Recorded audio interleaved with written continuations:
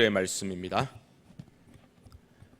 민수기 32장 1절로 9절의 말씀,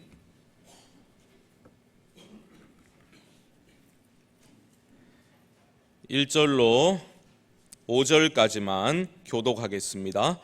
르우벤 자손과 갓 자손은 심히 많은 가축대를 가졌더라. 그들이 야셀 땅과 길르앗 땅을 본즉 그곳은 목축할 만한 장소인지라.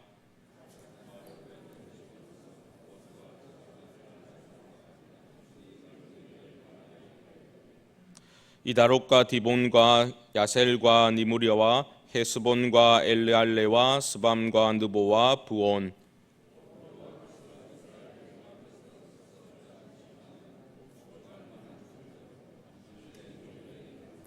함께합니다.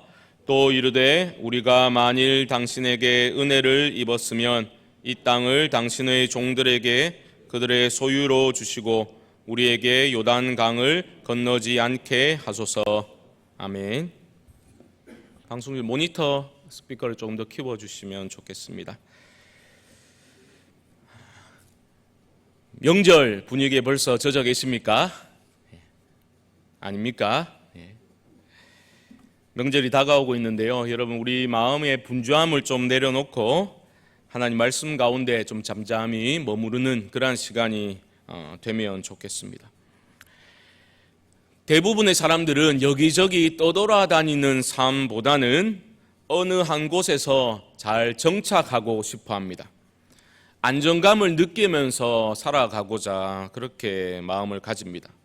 잠시 유랑 생활하는 것 멋스럽게 느껴질 수 있겠지만 계속해서 떠나야만 하는 삶을 자발적으로 추구하는 사람은 그리 많지 않습니다.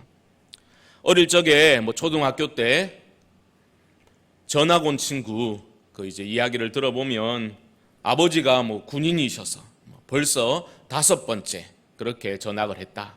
참 적응하기가 힘들다. 이런 이야기를 듣게 되면 그렇겠구나 그런 생각을 했던 적도 있습니다.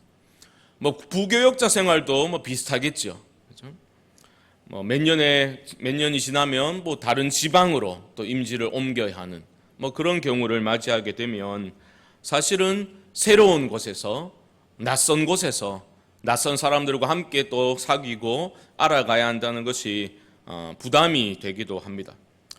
우리가 살아가고 나이가 들어가면서 또 자녀들도 생기고 이런저런 얽힌 것도 많아지고 가진 것도 하나 둘 늘어나다 보면 떠난다는 것은 정말 힘든 일이 됩니다.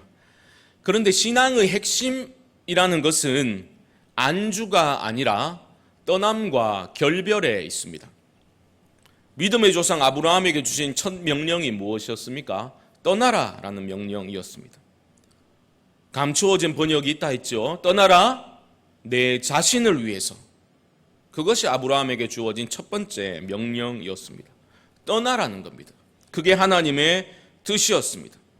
하나님이 우리 모두를 향해서 주시는 말씀이 있다면 그것은 안주의 울타리를 벗어나서 떠나라라는 명령입니다. 그것이 하나님의 마음입니다.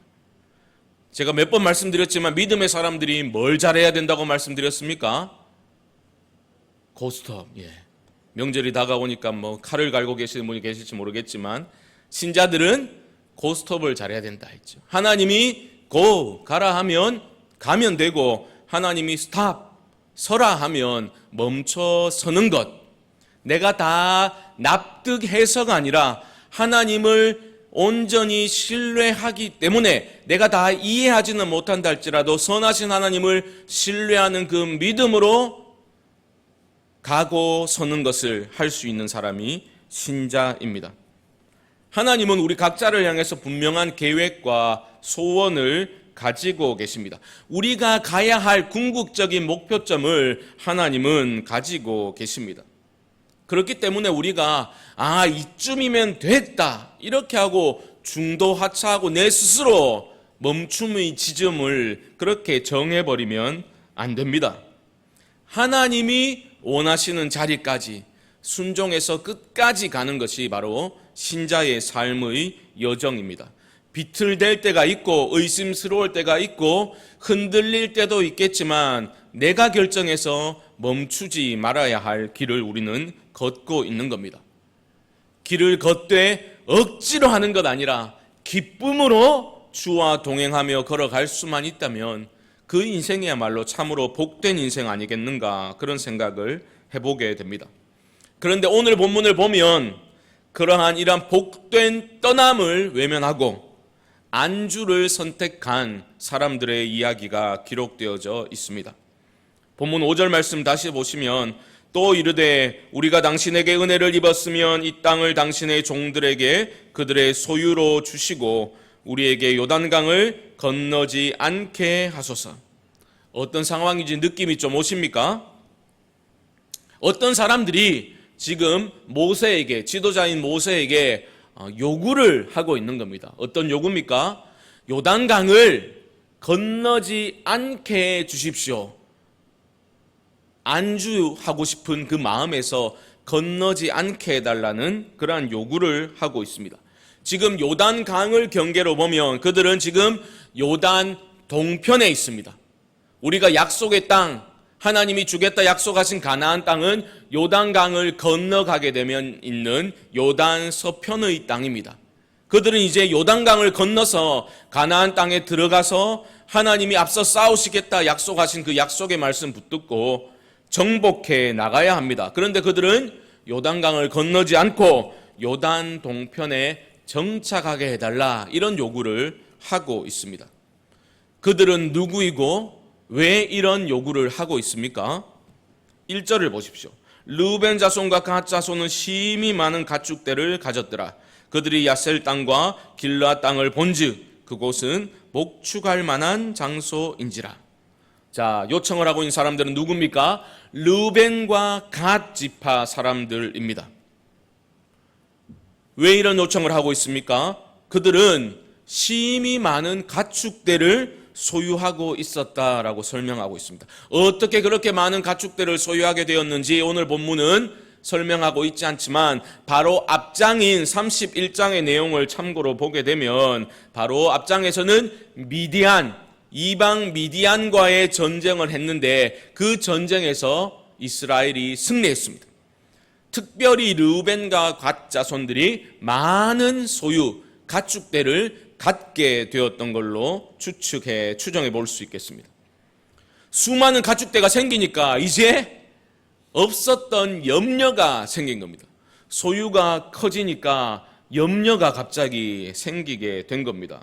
암만 머리를 굴려봐도 이 많은 가축대를 이끌고 요단을 건너가서 싸운다는 것은 이거 말이 안 되는 겁니다. 계산이 안 나오는 겁니다. 그래서 작정을 하고 모세를 찾아간 겁니다. 3절을 보면 땅 이름, 지금 있는 그 땅의 이름을 쭉 열거한 후에 4절에서 뭐라고 말합니까? 곧 여호와께서 이스라엘 회중 앞에서 쳐서 멸하신 땅은 목축할 만한 장소요 당신의 종들에게는 가축이 있나이다. 보십시오 여러분, 이거 잘 보셔야 됩니다. 그들은 지금 자기들이 무슨 이기적인 욕심으로 이런 요구를 하고 있다라고 그렇게 표현하고 싶어 하지 않습니다. 여호와 하나님의 이름을 언급하고 있습니다. 여호와께서 주신 땅이라는 거죠. 이 땅은 자신들이 한 것이 아니라 여호와께서 이곳을 차지하게 하셨다라고 말하고 있는 겁니다.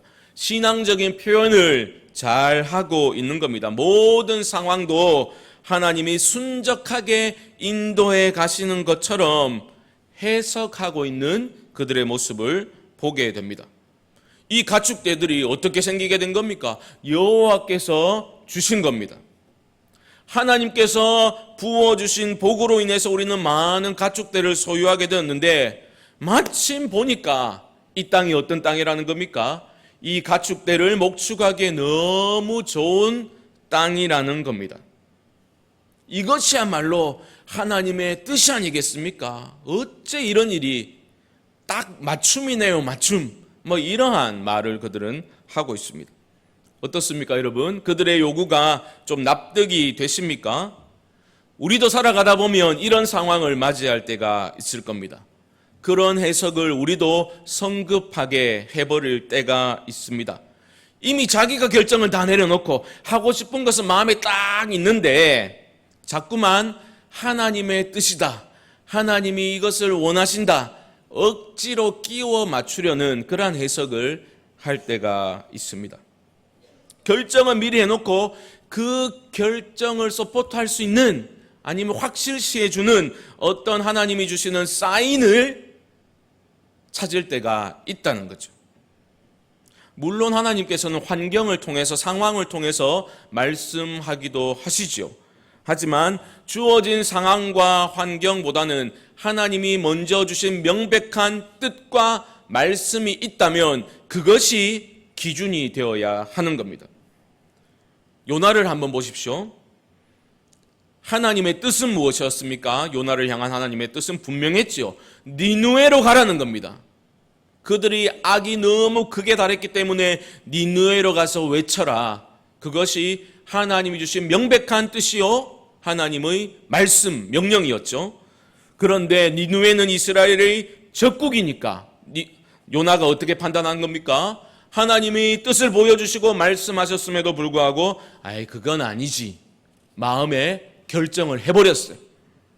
결정을 해버리고 나니까 그 다음 절이 어떻게 됩니까? 이렇게 말합니다. 요나가 여호와의 얼굴을 피하려고 일어나 다시스로 도망하려 하여 욥바로 내려갔더니 마침 다시스로 가는 배를 만난지라.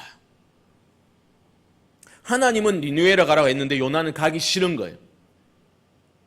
내가 왜 적국이 잘 되는 것, 내가 왜 봐야 되고, 내가 왜 거기에 일조해야 되는가, 그런 마음을 정해버린 겁니다. 그래서 다시스로 도망가고자 한 거예요.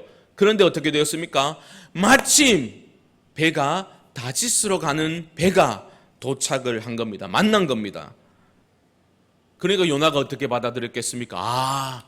이거 봐라, 이렇게 순적하게 일이 풀리는구나.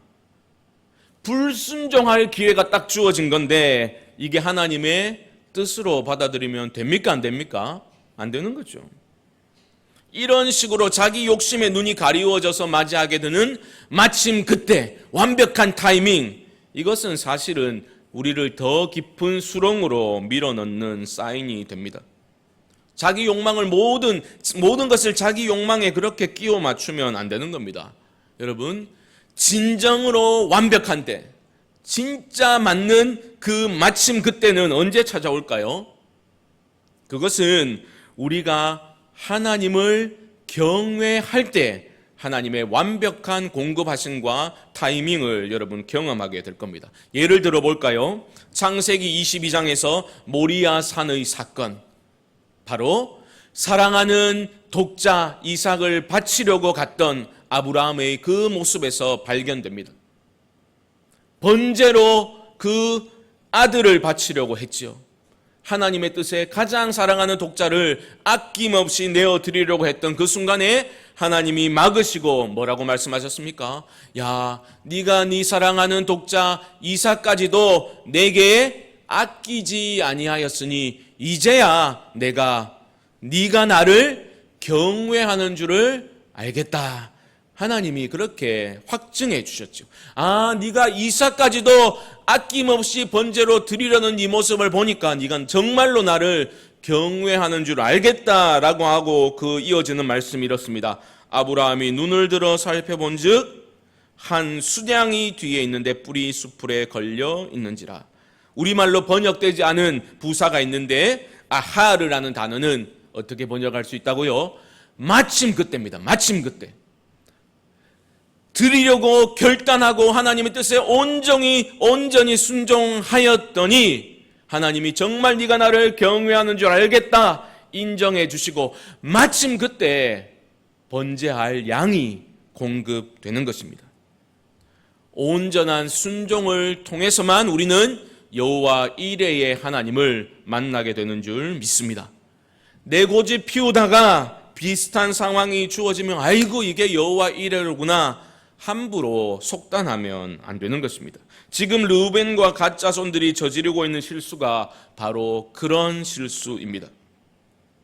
그들은 여호와 하나님의 이름을 들먹이면서 신앙적인 표현은 하고 있지만 실제로는 자기들이 가지고 있는 소유물이 하나님의 약속보다 더 중요해져 버린 겁니다. 이게 심각한 문제죠.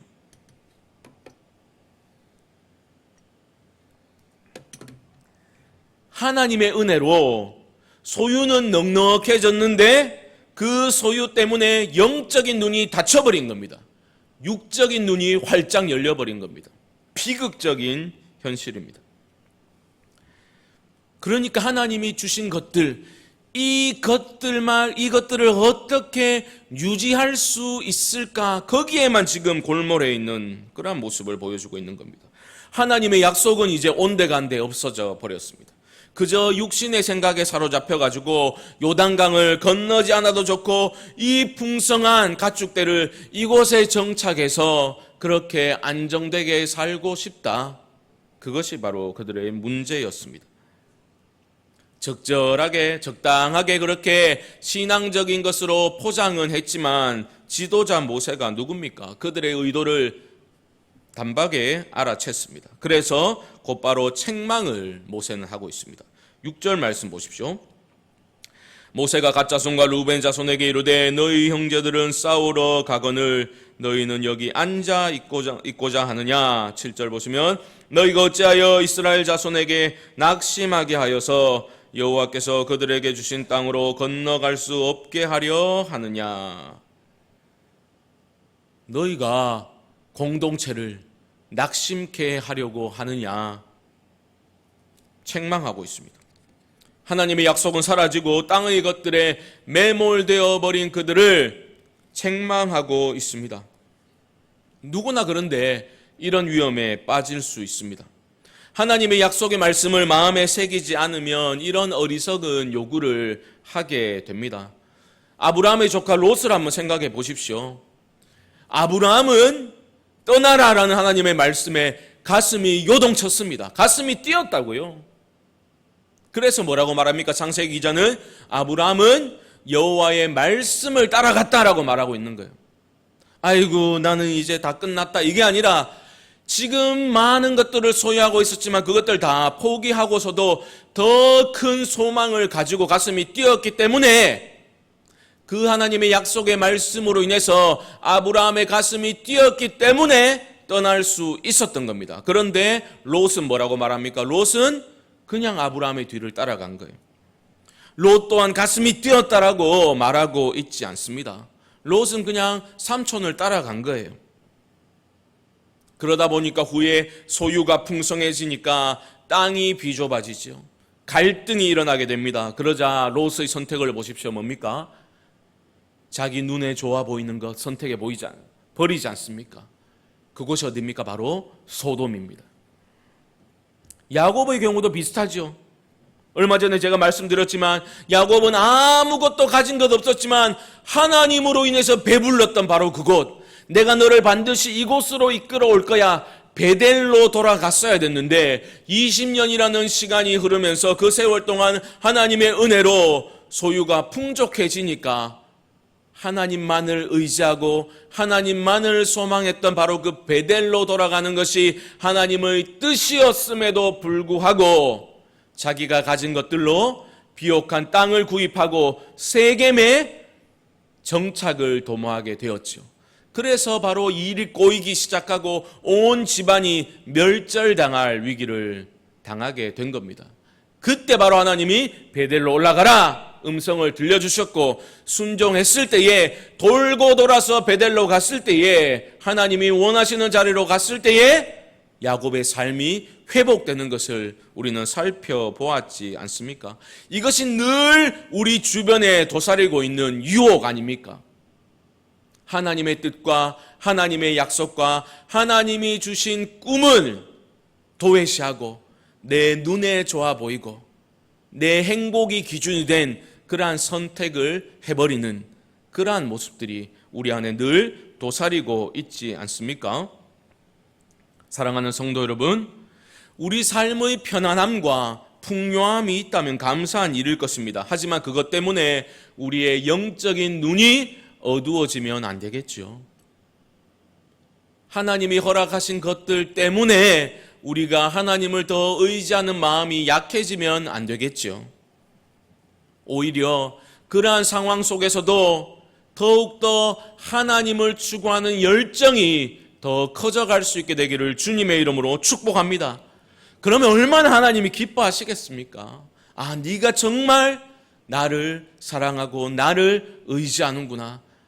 하나님이 그렇게 여러분들을 인정하신다면 여러분들의 삶을 하나님께서 반드시 책임져 주실 줄 믿습니다. 그런데 물질적으로 부유해지면서 영적으로 빈곤해지는 경우를 얼마나 많이 보게 되는지 모릅니다. 그런 경우가 너무나 많습니다. 곧 사라질 안개 같은 것이 우리네 인생일진데 영원을 사모하는 눈이 늘 반짝반짝 빛나야 하는 겁니다. 눈이 흐리멍텅해지면 안 됩니다. 나의 소유 때문에, 내가 가진 어떠한 무슨 자원 때문에 우리의 눈이 흐리멍텅해지면 안 되는 겁니다. 모세를 보십시오. 말도 안 되는 그들의 요청을 들으면서 모세가 떠올린 일이 있습니다. 40년 전에 그 사건이 데자뷰처럼 겹쳐서 떠오르게 된 겁니다. 40년 전에도 이런 일이 있었다는 거예요. 8절과 9절입니다.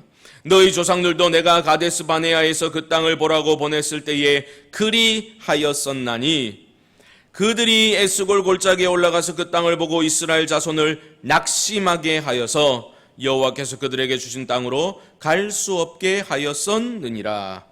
40년 전에 너희 조상들도 이 짓거리를 하더니 너희가 지금 똑같은 것을 반복하고 있냐? 책망하고 있는 겁니다. 40년 전에 무슨 일이 있었습니까? 무슨 일이 있었길래 그 땅으로 들어갈 수 없었습니까? 그 땅은 가나안을 말하는 거죠. 40년 전에 가나안을 정탐했던 사건을 모세는 지금 그들에게 들려주고 있는 겁니다. 너희 조상들도 그때 그러더니 그래가지고 40년 동안 광야를 유리방황했는데 너희도 똑같이 그런 실수를 또 범하고 있냐?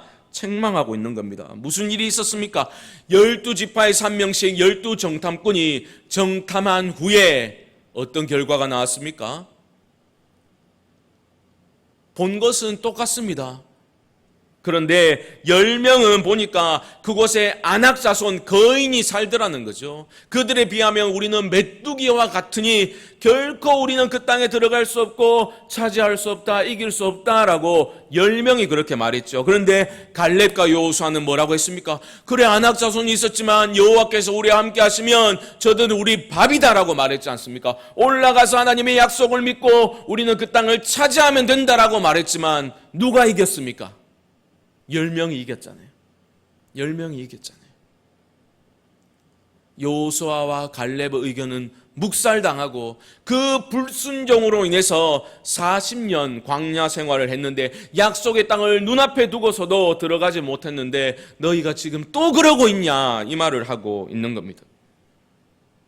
그때처럼 지극히 현세적인 마인드로 현세적인 복을 구하면서 눈에 보이는 대로 판단해 버림으로 말미암아 하나님이 부어주시고자 하는 복을 받아 누리지 못하는 그러한 어리석음을 또 범하겠느냐 책망하고 있습니다. 10명의 정탐꾼과 2명의 정탐꾼의 차이가 뭡니까?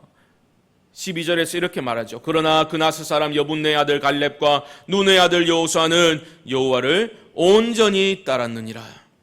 온전히 따랐다는 거예요. 그 10명도 여호와를 따르지 않은 게 아닙니다. 그런데 중간에 멈춰버렸죠. 약속의 땅은 온전히 하나님을 따르는 사람에게 주어지게 되는 겁니다. 왜 온전히 따르지 못합니까? 단순합니다. 하나님을 온전히 완전히 신뢰하지 못하기 때문입니다. 자꾸만 현실적인 상황을 바라보기 때문에 하나님을 온전히 신뢰하지 못하는 겁니다. 여러분 오해하시면 안 됩니다. 제가 여러 번 말씀드린 기억이 나는데 10명의 정탐꾼은 지금 가짜 뉴스를 퍼뜨리고 있는 게 아닙니다. 실제로 12명 모두가 안악 자손을 보았습니다. 그곳은 실제로 젖과 꿀이 흐르는 비옥한 땅이었고 거인들이 살고 있었던 것 맞습니다. 그들에 비하면 이스라엘은 메뚜기와 같은 존재들이 맞습니다. 그들은 지금 거짓말을 시키고 있는 게 아닙니다. 하지만 그들이 놓친 게 뭡니까? 그들은 지극히 현실적인 상황 파악만 정확히 한 겁니다. 현실 상황 너머에 계신 하나님을 믿음의 눈으로 보지 못한 것이 그들의 치명적인 실수였습니다. 하나님의 약속의 말씀을 잊어버린 거예요. 그저 눈앞에 보이는 현실적인 문제만을 그들은 들여다보고 있었기 때문에 하나님의 약속은 사라져버리고 두려움에 사로잡히게 된 것입니다. 그것 때문에 공동체가 낙심케 되었다라고 말하고 있는 것입니다. 하나님의 뜻은 무엇입니까?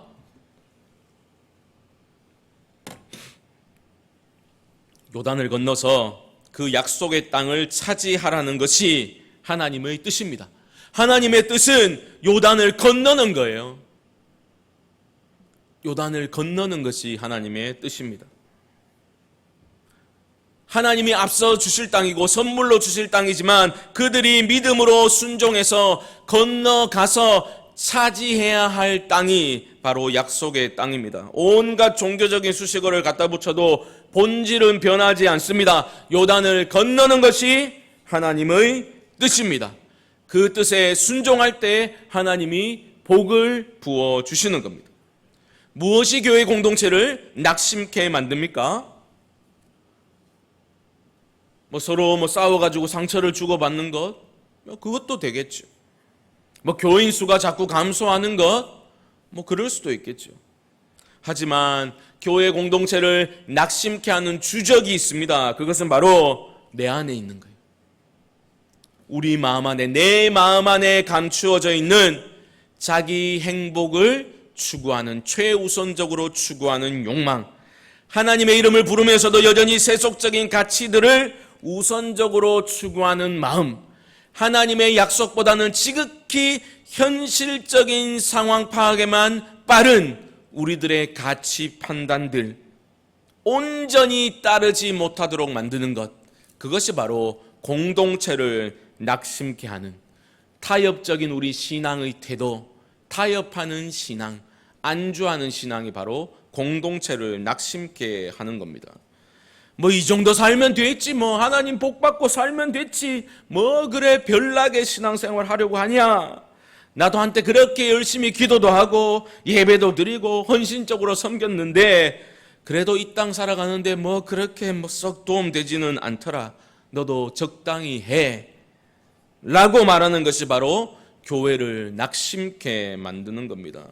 순모임하면서, 우리 교회 이야기는 아닙니다. 순모임하면서 리더라는 사람이 나는 죽어도 의사 사위를 봐야 되겠다는 겁니다. 모일 때마다 그 기도 제목을 낸다면 그 모임에 참된 은혜가 임할 수 있겠습니까? 구역 모임을 하는데 한 주간 감사했던 것 얘기해 보십시오 하니까 아파트 하나 해놓은 게 있는데 그게 얼마나 올랐는지 모른다고, 그것만 자랑한다면, 그것만 감사 제목으로 계속 내어놓는다면 그게 신앙인의 모임이라고 할 수 있겠습니까? 한두 번 애교로 봐줄 수는 있죠. 하지만 말끝마다 그 자랑만 하고 있다면, 그게 은혜라고 강변한다면 그 모임이 신앙인의 모임이 될 수 있겠습니까? 사랑하는 성광의 성도 여러분, 우리가 가진 소유를 자랑할 것이 아니라 예수님을 자랑할 수 있기를 주님의 이름으로 축복합니다. 예수님을 자랑하셔야죠. 교회에서 예수를 자랑해야죠. 내가 가진 것들을 자랑하는 게 아니라 내 안에 가장 귀한 것, 그 예수를 아는 지식, 주와 동행함으로써 받았던 그 기쁨과 그 감격을 자랑하셔야죠. 그 예수 때문에 내가 이렇게 섬길 수 있고 기쁨으로 헌신할 수 있게 되었노라고, 주님께서 내 삶 가운데 역사하신 것들, 나를 어떤 사람으로 변화시켰는지를 여러분 자랑하셔야 되지 않겠습니까? 교회 안에서 예수 외의 것들을 자랑하기 시작하면 그 공동체는 결국 병들게 되어 있습니다. 왜 안 그렇겠습니까? 하나님의 말씀을 목숨처럼 여기는 것을 세상 물정 모르는 한심한 사람이라고 생각하고, 하나님의 나라를 내 삶의 전 영역에서 살아내려는 삶을 가볍고 헛된 것으로 생각하고, 그래가지고 어떻게 살겠냐, 그런 식으로 표정으로 말하고 무언으로 가르치는 그러한 불신앙적인 모습들이 공동체를 낙심케 만드는 것입니다. 보십시오. 르우벤과 갓 자손은 결국은 타협점을 찾았습니다. 안 된다는 거죠. 알겠습니다. 그러면 우리가 건너가서 약속의 땅에 넘어가서 싸우고 난 다음에 요단 동편으로 이 좋은 땅으로 돌아오게 해 주십시오. 결국은 그렇게 타협점을 찾았습니다. 그래서 어떤 학자들은 결국은 함께 건너가서 싸웠기 때문에 나중에 돌아왔더라도 건너가서 싸웠기 때문에 이런 모습들을 그렇게 부정적으로 해석할 필요는 없다라고 보는 학자들도 있습니다. 하지만 저는 그런 입장에 반대합니다. 적어도 모세는 그들의 요구를 책망하였고 그들은 지극히 현세적인 그러한 신앙 태도를 보여주고 있기 때문에 저는 부정적으로 해석합니다. 훗날을 보십시오. 그들이 전쟁 후에 그 다음에 요단 동편으로 자기들이 좋아하는 그 땅으로 돌아와서 어떻게 했는가 보게 되면 여호수아 13장에서 이렇게 말합니다. 그술 족속과 마아갓 족속은 이스라엘 자손이 쫓아내지 아니하였으므로 그술과 마아갓이 오늘까지 이스라엘 가운데 거주하니라. 그들이 쫓아내지 못하였다가 아니고 쫓아내지 아니하였다라고 말하고 있습니다. 쫓아내지 못한 것과 쫓아내지 않은 것은 엄연히 다른 문제입니다. 이것을 두고서 시편 기자는 분명히 이렇게 말합니다. 그들은 여호와께서 멸하라고 말씀하신 이방 민족들을 멸하지 아니하고 그 이방 나라들과 섞여서 그들의 행위를 배우며 그들의 우상들을 섬김으로 그것들이 그들에게 올무가 되었도다. 그들의 문화가 좋아서 그런 겁니다. 하나님의 약속보다는 그 이방 문화가 더 좋아 보이는 겁니다. 자기 눈에 좋아 보이는 대로 행하는 육적인 사람으로 변질되어 버린 그러한 신앙인의 모습을 시편 기자가 표현하고 있습니다. 결과론적인 그러한 말씀이기도 합니다만은 그것 아십니까 여러분? 이들이 요단을 건너지 않게 해주십시오라고 요구했던 그들이 바로 훗날에 이스라엘 멸망당할 때 가장 먼저 멸망당하는 그러한 모습을 우리는 후대에 발견하게 됩니다. 갓 자손을 한번 생각해 보았습니다. 갓의 경우는 굉장히 용맹한 지파였어요. 야곱이 마지막에 아들들을 축복할 때도 갓의 용맹함을 예언했습니다. 용맹하면 뭐합니까? 아무리 용맹하면 뭐합니까? 아무리 머리 좋으면 뭐합니까? 건강하면 뭐합니까? 결국 그것들을 허락하신 하나님을 인정하지 않고 하나님이 원하시는 것은 계속해서 외면한 채 자기 위해서 다 써버리고 안주의 울타리를 절대로 벗어나지 않으려고 버티고 버티다 보면 정말 소중한 것 다 잃어버리게 되고 마는 것입니다. 사랑하는 성도 여러분, 현실적인 문제에 매몰되어서 크신 하나님을 놓쳐버리는 어리석음을 범치 마시기 바랍니다.